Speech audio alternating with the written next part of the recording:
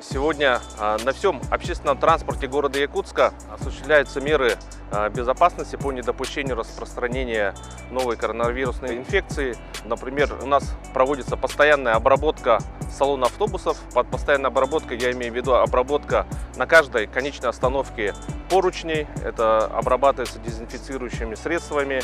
Также у нас в каждом автобусе, как у автобуса «Союзавто», так и МУП-ЯПАК, имеются маски для тех пассажиров, которые по той или иной причине не имеют масок при входе в автобус. Имеются дезинфицирующие средства, которыми водитель или специальные службы производят дезинфекцию внутри салона.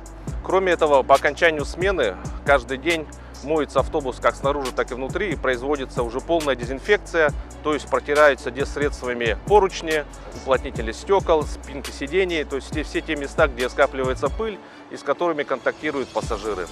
Контроль по исполнению данных манипуляций производится у нас административной комиссией совместно с курирующим департаментом градостроительства и транспортной инфраструктуры с привлечением также управ.